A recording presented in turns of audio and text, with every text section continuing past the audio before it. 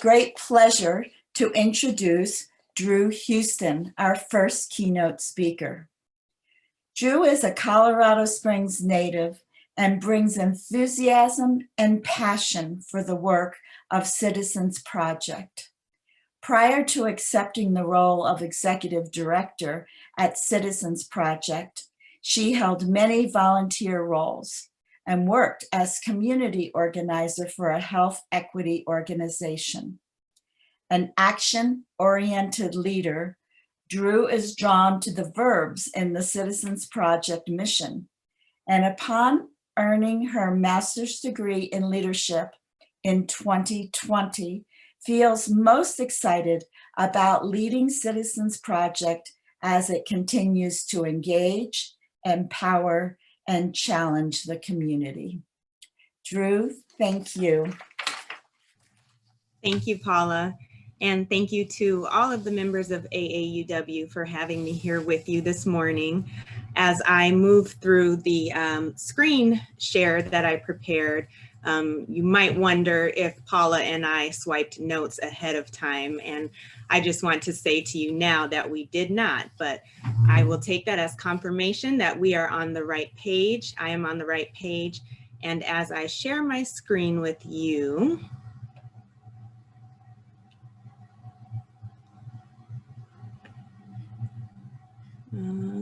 there we go. On why diversity, equity, and inclusion now, I hope to live up to the standard that Paula just set, that we talk about the why and that we leave this conversation, all of us feeling empowered as catalysts for change and change agents, ready to go out and continue making a difference. So I thought that perhaps before we talked about why diversity, equity, and inclusion now, you might have been wondering, why Drew Houston now? Who is this person speaking to us so bright and early this morning? So just as a form of introduction, I wanted to share just a couple of things about myself. First and foremost, as I think important to share in a conversation such as this, I am a Black woman. Back in the day during the Arsenio Hall show, during his opening monologue, he would joke, you do not have to adjust your screen. Don't be surprised here. Yes, I am Black. And I don't share that as a joke this morning, but more to emphasize the lens through which I view the world. During this age that we're in of intersectionality, it wouldn't necessarily be a safe assumption to assume that my lens is that of a Black woman, but I highlight that because it is important to me. So most of my experiences, most of my value system, most of the things I work toward are, yes, through that lens of a Black woman. As Paula mentioned, I'm a Colorado Springs native and so excited to speak to this statewide organization because Colorado raised me, and any opportunity to give back to Colorado and Colorado Springs, I jump at. And I believe that I'm a change agent, as most of us here are. I don't know that I have time to share this morning about the first interaction I would say that I had with activism, but I believe it was in junior high school. And my course was essentially set from that moment on. I would be working toward change, positive change, a catalyst for change, again, as most of you AAUW women are as well, from that point on. So yes, I am a catalyst for change, especially here in Colorado Springs. And again, as Paula mentioned, I am the new executive director of Citizens Project, where our values are equity, inclusion, and justice. So I feel so grateful that every day I get to wake up and not only is my volunteer work and my heart for equity, inclusion, and justice, but now my daily work is also for those values. Hi, Paula, I'm shouting you out because, you know, we're on the same page here. My understanding of this this morning and your day together was that you would spend the day kind of working through the 5 W's and an H as it comes to diversity, equity, and inclusion. And my charge was to really talk about the why. It's been said that you always start with your why. And when I have conversations with others about social justice or the tough work that we're doing, I always go back to remember your why. Oftentimes this kind of work gets tiring. It can be disheartening. We can often feel discouraged. But if we remember that why, we are able to draw the strength from that to continue forging forward. So I thank you for the opportunity to share my whys with you today. And I will also have a quick note about the when. Why diversity, equity, and inclusion now? I think that now is such a powerful word, and it's important to highlight that as well. So I shared with members of the committee this morning that I had been kind of wrestling with this presentation for weeks now since I've known about this opportunity, but mostly the last week or so, up until honestly the last 5 minutes before I came on screen. There's so much going on in our country, in our city, in our state, in our own lives. And I wanted to make sure to use this opportunity to the best of my ability. So my hope for today is to remind some of you, to underscore for others, to help some recognize your why when it comes to diversity, equity, and inclusion, not only in your organization, but in your everyday life and ultimately within your core value system. I ask for and thank you in advance for your grace. As I said, I'm not overly prepared because I've been wrestling with this for some time. I would really like for this to feel as much like a conversation as a webinar can possibly feel. So when we start talking about diversity, I have a card here with a lot of facts. I thought, why is diversity important? Well, diverse companies are 35% more likely to outperform their competitors. Studies show that they are more adaptable and they have a greater ability to change.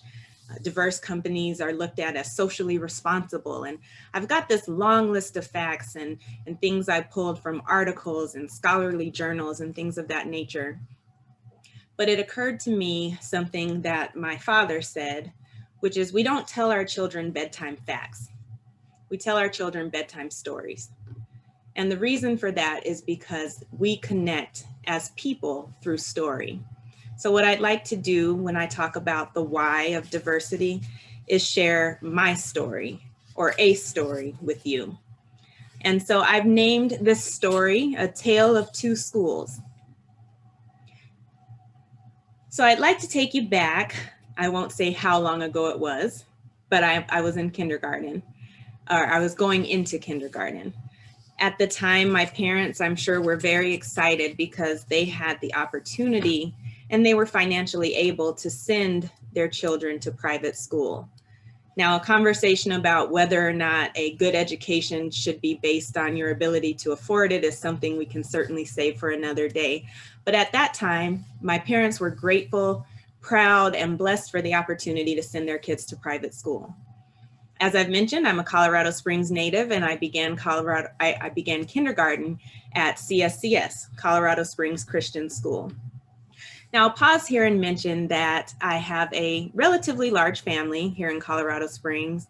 My mother's 4 siblings are here along with their families. So up until that point, I spent weekends, surrounded by aunts and uncles, cousins, and my grandparents, my parents, my siblings. And then I started school. I also was involved in our church at the time. Those of you familiar with Colorado Springs would probably recognize the name Milton E. Proby from the street near the airport. Well, I was raised in the church that Pastor Proby was leading at that time. It's one of the historically Black churches in Colorado Springs. What I'd like you to take from that is that I spent most of my time up until that point surrounded by people who looked like me. And then I started kindergarten. And I think aside from probably being told I was a bit too chatty, maybe a bit too social on my report cards, things were going pretty well. The story, as it's been told to me by my parents, is that one day I came home from school And as parents do, they asked me, how was school today? And my response was, it was really good. But where are all the brown people? I think in that moment, my parents came to two conclusions. They probably figured that at some point I would be doing work much like I'm doing now. And they also decided to send my sister and I to public school. So I am a proud graduate of Widefield District 3 because of that decision that my parents made based on a question that I asked them as a curious and observant 5-year-old. Widefield was great to me. As I said, I'm a proud graduate. I encountered people of all races, faces, creeds, ability levels, things of that nature. And as I matriculated through Widefield, I set my sights on college. I was a track runner. And at the time, there was a Big 12 conference. I didn't do all the research I probably should have done in a college. What I knew was that I wanted to run track for the Big 12 conference. And hey, we have a Big 12 school right here in the state. So I packed up and I headed to CU Boulder. I was a member of the track team and I spent one whole semester there. And during that semester, I noticed some things. I noticed that I was the only Black girl, not only on my floor, but in my dormitory, in the building. I noticed that I was often the only Black student in my classes or on the bus that would take us from campus to our dorms. I noticed that the only time I saw what felt like a lot of other Black students was when I was in the athletic facility. And I noticed how that made me feel. And so for me, CU wasn't the right school. I eventually ended up at Adams State College. And again, much like Widefield, it was the perfect experience for me. Now, I don't tell this story of CSCS or CU Boulder to disparage any of these schools. I share it simply to say that this is how diversity or lack thereof can impact us on a day-to-day basis. I had great experiences at the schools that I ended up at, but I didn't get to live out some of what were my dreams at the time. CU Boulder was a bit of a family tradition. I have aunts and cousins who've graduated from there. I had planned to pledge a specific sorority, and Adams State doesn't have Greek life. So I missed out on some things. I like to think that by losing me as a student, they missed out on some things too. Hopefully, I would be a productive member of society that they are proud to produce or would have been proud to produce. And I know they missed out on a great athlete. At Adams State, we went on to win several national titles, one of which set a record that was across the state, regardless of the size of the school. So CU missed out on me just as much as I missed out on them. So I invite you to think about your own diversity story, any diversity stories you might have. Perhaps you found yourself the only woman in a room full of other executives. Maybe as your ability level hasn't been honored or highlighted, depending on where you were. Or maybe you've been lucky enough to have found yourself in diverse groups all the time. Think about what might have been lost if those perspectives that were different from your own had not been there. So when I say why, when we talk about why diversity, it's because it makes us all better. When we lose those aspects of diversity, we're losing out on things that we might not even know at the time or how those ripple effects might come. As I told that story, of course, I highlighted the aspect of diversity that we most often think of, right? Race, ethnicity, those kinds of things. But also, as you think about your own stories, consider the other aspects of diversity. And there are way too many to name here. But think about, of course, gender, sexual orientation or expression. Think about age. Last Saturday, I had the opportunity to engage with a group of women here in Colorado Springs called Intergenerational Community Women. They have started this group with the intention of bringing together what they like to refer to as seasoned women who are further along in their careers, maybe looking toward retirement, things of that nature, with younger women who are newer, more toward the beginning of their careers, and just finding what we can share together. I can't say how enriching that experience was for me. The wealth of knowledge that was in that room, the wealth of wisdom that was passed down, the encouragement that they shared, the tips that I hadn't even thought of. And we were able to share some things too. Let's talk about technology. Let's talk about memes. We talked about intersectionality and other terms that are kind of newer on the front or the face of social justice and different movements. So when we think about diversity, what an enriching experience diversity of age brings us. In fact, I'm here this morning because of the diversity even on my own board. One of your members, who may identify as a more seasoned professional, set up the invitation for me to be here today. So with us in two different parts of our careers, the diversity there in between us allowed us to kind of bridge that gap and bring me here. Just another example of why diversity is so important. We talk about, of course, diversity of culture and all that we can learn from people of other cultures, and almost most importantly, diversity of thought. Those things that we're told we're not supposed to talk about, like religion and politics. Having conversations with people who don't necessarily agree with you actually teaches you to strengthen your own perspective. So again, I'm just inviting you to think about maybe things that I haven't listed here. Think about your own identity and all the intersections thereof. Each of us is truly diversity personified. Imagine what power, what beauty, what strength would come if we all brought the many, many different aspects of ourselves together to work together. Diversity is power. When we look back to last summer, after the killing of George Floyd, think about the different people you saw take to the streets. Now, I ask you to remove your opinion on whether or not that was the right way for people to react. Regardless of if it was the right way or not, there were Black people, white people, people of all different colors, people of all ages, ability levels, gender identities, and expressions who came together and said, we are not going to stand for this. And that's how power was generated. So often in the social justice movement, we talk about building power and sharing power. And we all watched it unfold before us live last summer. So diversity is power. And for me, that is my why. And again, I just ask you to think about your why. I'm not here to tell you what your why is, but hopefully to ask you to ask yourself certain questions, to bring to mind certain memories or certain experiences that highlight that why for you. And we talk about diversity, and the next thing we almost always say is and inclusion. And in my mind, that's because diversity and inclusion are so much like this knot that I used as an example. Slightly different, but so powerful when tied together. A quote that I found was, diversity is being invited to the party, inclusion is being asked to dance. Inclusion is that celebration of our diversity.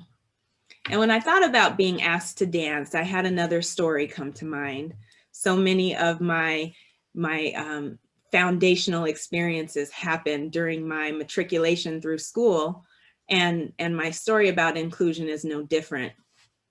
Now, I ask you not to hold it against me that this particular story starts with me getting suspended. I won't share for what. In fact, I don't even really remember, but I did get what was called ISS at the time when I was in high school, in school suspension.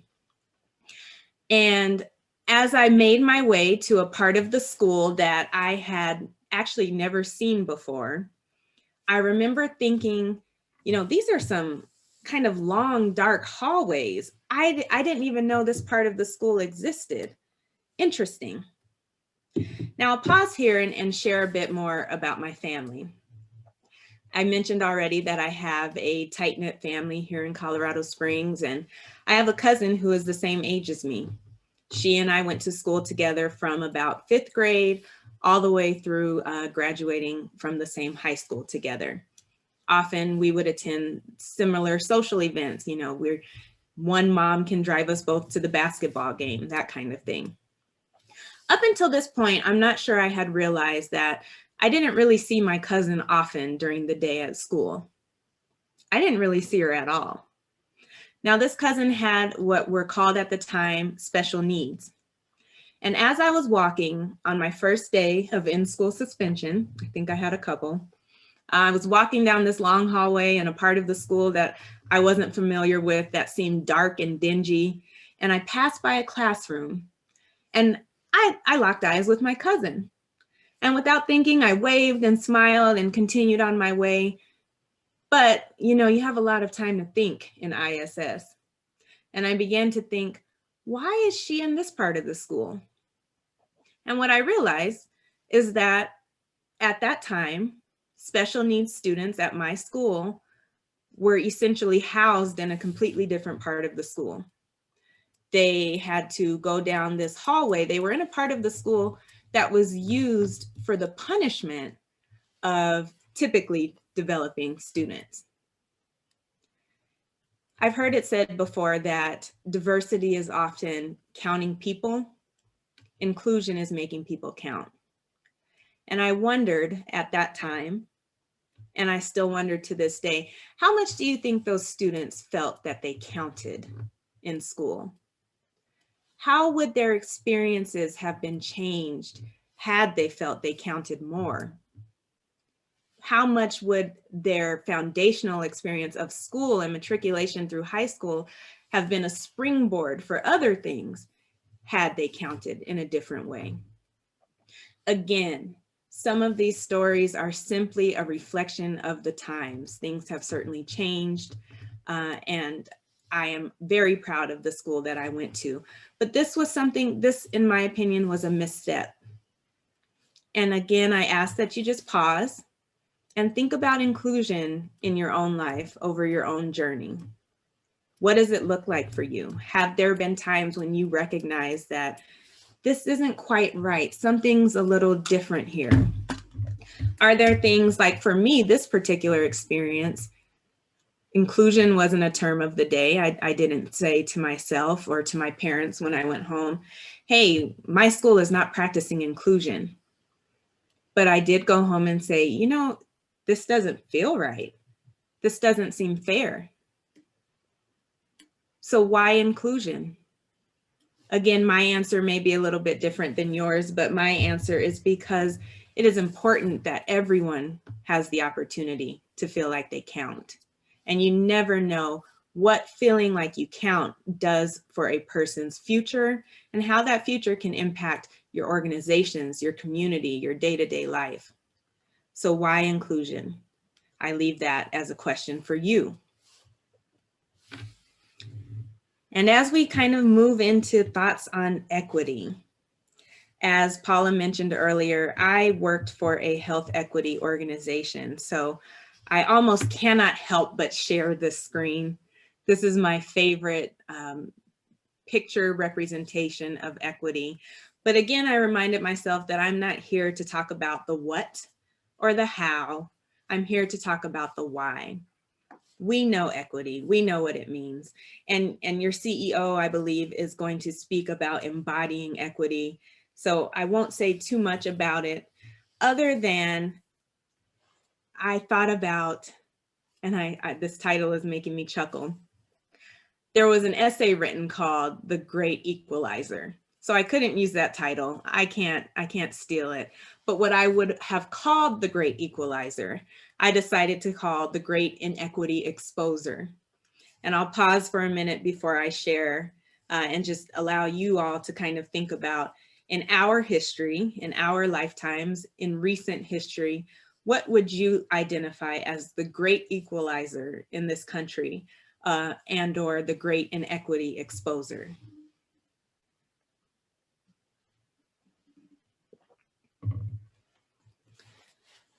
For me, it's been this pandemic.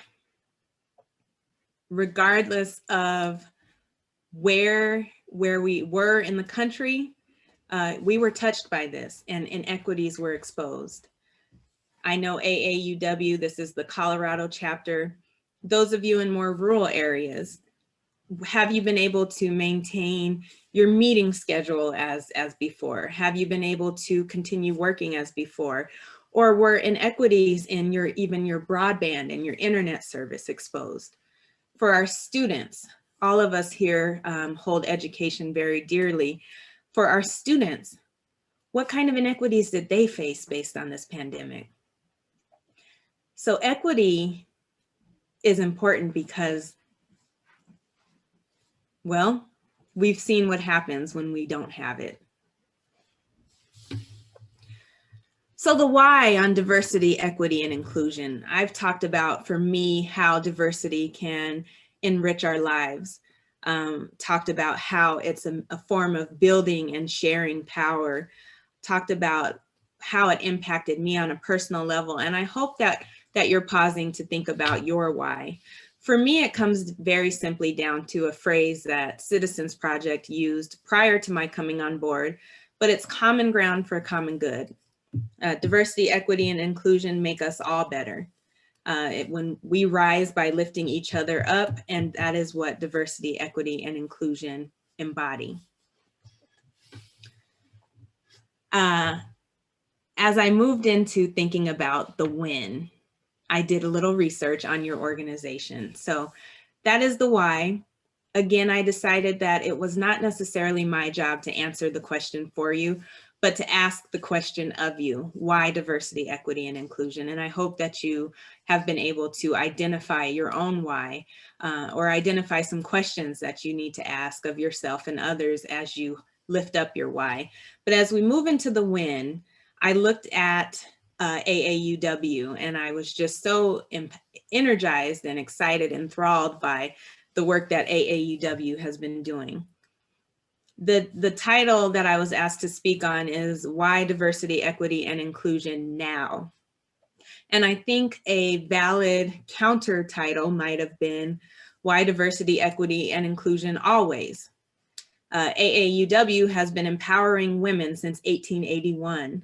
As I thought about that, I thought, what were women's rights in 1881? What must women of AAUW have faced? And so I pulled up just a few quick facts. I assume that all of the women here today are tenacious and trailblazing as you've been described in your newsletters and on your website. I was very taken by the fact that AAUW presented a paper in 1885 that dispelled the prevailing thought of the time, which was that college caused infertility in women. So I thought about the prevailing thoughts of our time and why diversity, equity, and inclusion now. And again, I'm going to leave some of these blanks for you to fill in. But AAUW has always recognized the need to counter some of the prevailing thoughts of the time, has recognized that just because it seems to be the majority thought process doesn't mean that it's right. AAUW supported the work of scientist Dr. Marie Curie and has personally impacted me through Title IX for women in sports and the civil rights movement. So you all as an organization have been at the forefront of these movements. And my thought is that you already know why now, because it's urgent.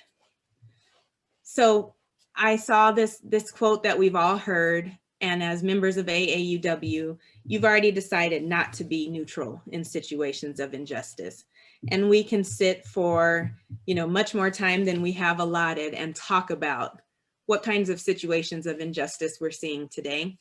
Go ahead and name a few in your own mind right now and whether or not you feel neutrally about them. I'm willing to guess as a member of AAUW, that's a no. There's a phrase that's kind of, or a thought, I'll call it, kind of going around on the internet right now in terms of the social justice movements that are happening, the racial justice movements that are happening. And people are basically saying, the alarm clock has been ringing for some time, but we've just been hitting snooze.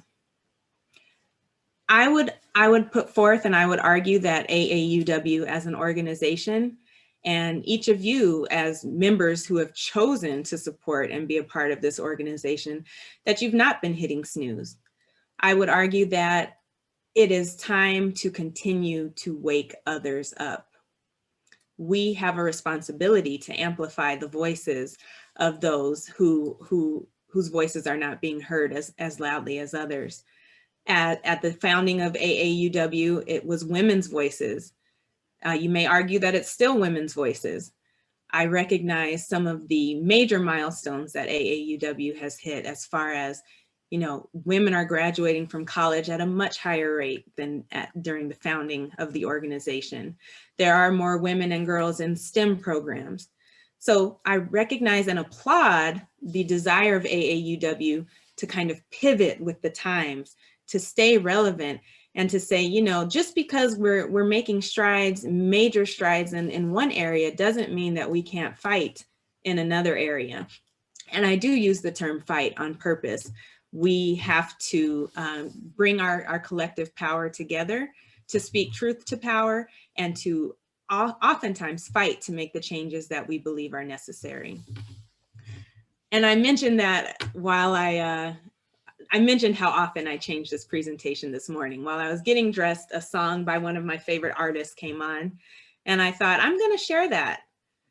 So I added this slide last minute. The artist's name is Janelle Monáe. She is an activist, she's a singer, she's a rapper, and she refers to women in her song as electric ladies. And I pause and think about electricity and think about the power behind electricity. Think about the light that it brings. And so with that said, I'm choosing to refer to all of us as electric ladies today. And at the end of one of her verses, she asks, will you be electric sheep? Electric ladies, will you sleep or will you preach? And my final thought is that we will preach diversity, equity, and inclusion now, because it's important and because it's urgent and because we are electric ladies who will preach. And with that, I will close. I will open up for if there's any questions or dialogue that we'd like to have. And I'd also just say that please feel free to reach out to me if there's any other conversation, follow-up opportunity for collaboration that we can share. Again, I thank you all for having me here this morning to talk about such an important topic and to share in this time with you. Thanks. Drew, we don't have any questions yet from the audience, but I'm wondering if you might be willing to expand a little bit on the kinds of work that the Citizens Project is doing in answer to these questions about why do things now. What are you doing? Thanks, Kathy. Absolutely. Citizens Project, as I mentioned, our values are equity, inclusion, and justice. And those values have given us kind of a broad umbrella to really reach out into different areas than we have in the past. One thing that we're known for is civic engagement and education, and we will always continue to do that. We're looking at low propensity voters and why they're feeling like their voices are not heard. How can we get people, women, people of color, young people, what's being identified as the new American majority, to vote and be represented in our local government? Equity, inclusion, and justice are relatively new values for Citizens Project. We were founded on the values of equality, diversity, and separation of church and state. So we're looking to have some conversations in the community. As a board and as an organization, we've recently come up with our own working definitions for these phrases, or I'm sorry, for these value terms. And we will be hosting community conversations just to talk about it. I mentioned earlier in the presentation that often dialoguing with people who may feel differently than you girds or strengthens your own value set, your own argument. And so we'd really like to serve as a group that brings people together to have conversations. We'd like to ultimately see the Pikes Peak region as a place where everyone can live free, safe, regardless of their race, their identity, their gender expression, any of that. So we're looking for ways to do that. While this legislative session is going on, we're kind of fulfilling watchdog duties. We're watching the legislative session and taking a stance on different bills that are in progress of being passed. So we ask that people, check in on our website, or we also notify people through our newsletter about what is happening in our local government, especially in response to equity, inclusion, and justice. There's a follow-up question from the audience on this, is how best can AAUW branches collaborate with the Citizens Project? That, that's a great question. And I would say, well, we do have a member of AAUW on our board. And again, she's been great at facilitating this connection. As I read about AAUW, I was really excited. And I would love to see further collaboration. So the first step is just kind of connecting. I'm happy to take a meeting and look at what it is that specific AAUW branches are working towards, and how we can kind of come together. We're always looking for volunteers based on our programming. So I think it's just kind of a matter of connecting, making that connection first, and talking it through. But I would love to see some collaboration here.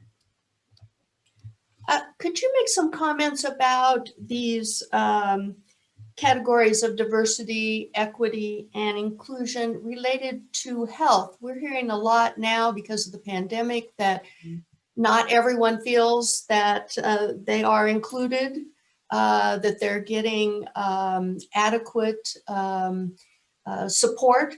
And could you make some comments from your perspective about what we can do about that? How we might help to make people feel more included in the current health issues?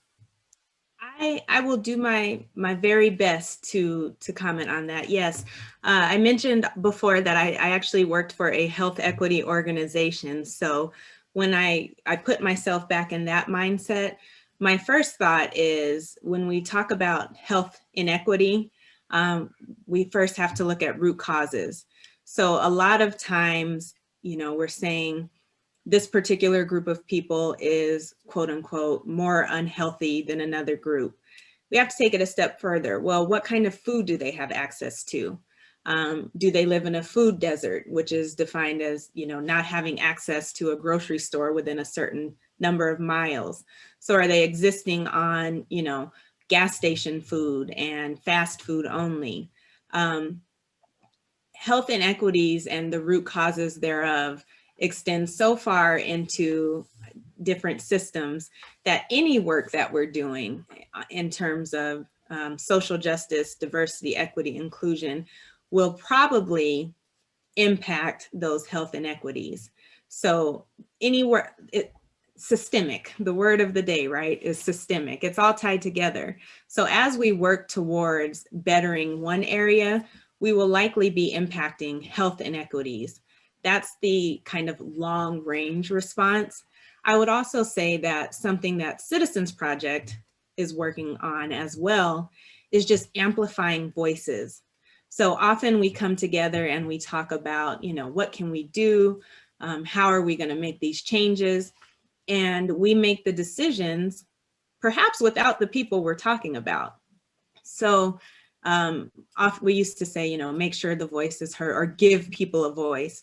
Well, people have a voice. We just need to make sure that it's heard. So providing opportunities for the people that are perhaps feeling the way that was mentioned, Kathy, to speak to their local government, to city council, to be heard by local media, to join organizations that perhaps they, couldn't afford to join before.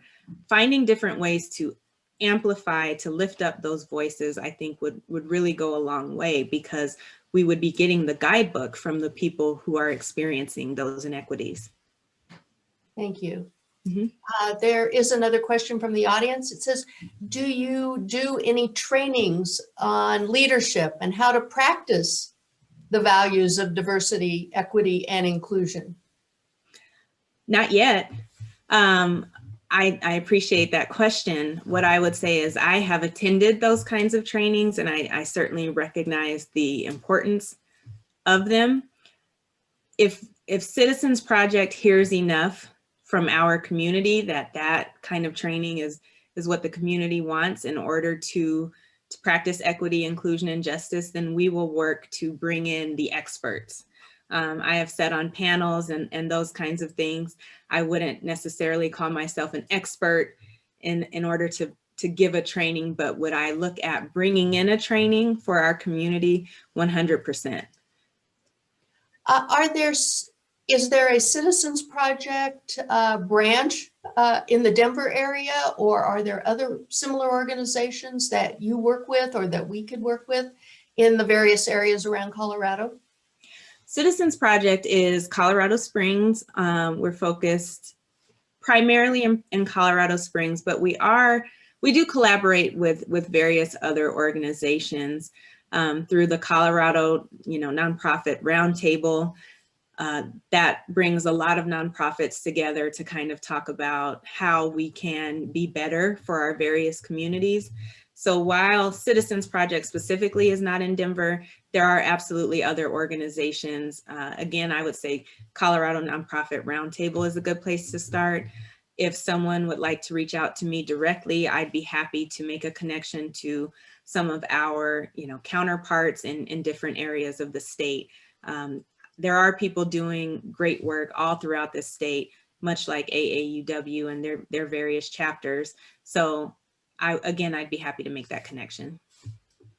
Thank you. A question about you personally. What's your favorite DEI book or books that that you think we would get some value out of? Okay, excuse me while I go to my phone here. I had a list, and as I kind of changed direction of this presentation, stepped away from the facts, quote unquote, more into the storytelling, I did not include that list, but I hear that this might have been a rumor, so I will just say White Fragility. What I've heard is that is being read by different chapters around the state of AAUW. There's a book here called Diversity, Equity, and Inclusion, Strategies for Facilitating Conversations on Race. That is by, actually I can put the names in the chat. Some of my, again, back to that lens that I spoke of in the very beginning, a lot of my readings are specifically focused on social and racial justice. That takes me to the book called, I want to call it 13th, but that's not what it's called. That's actually a documentary.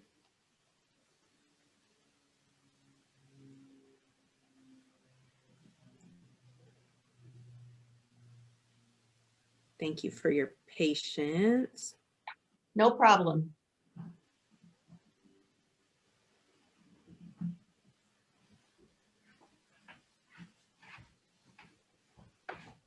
Well, while you're looking, I know that a lot of our branches have book groups that are focusing on some of these titles or will be focusing on some of these titles that you've mentioned as well.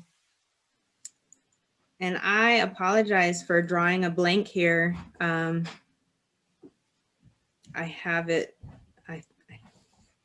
I'll just be honest. I think my dad is coming down to to bail me out because I keep the. That's what dads are for. That is what dads are for. I've got a stack and drew a blank this morning, and Dad came to the rescue with this one fresh off the stack: Journeys of Race, Color, and Culture, From Racial Inequality to Equity and Inclusion. This is by Rick Huntley, Rihanna Moore, and Carol Pierce. Great. Well, we'll make those titles that you mentioned available on our website so people can consider those for their book groups. Would you like to provide any wrap-up comments? Anything that you haven't told us that you'd really like to? Other than how excited and grateful I am to have been asked to participate, I just am inspired as I browse through the AAUW website, inspired by the work that you all have done and continue to do. And so the opportunity to collaborate with you all and to share in this morning, I do not take lightly, and I thank you so much. Thank you, Drew, for spending the time with us. I know that people have been fascinated by your story, and continue telling those stories. Very, very, very interesting. We're going to go to a break now for about 10 minutes. Oh, we had one final question. Oh, hang on just a moment. Dr. Juanita Mosby-Tyler. Betty Boyd has reminded the group that AAUW has worked with the Equity Project. I don't know if you're familiar with that, and its leader, Dr. Juanita Mosley-Tyler.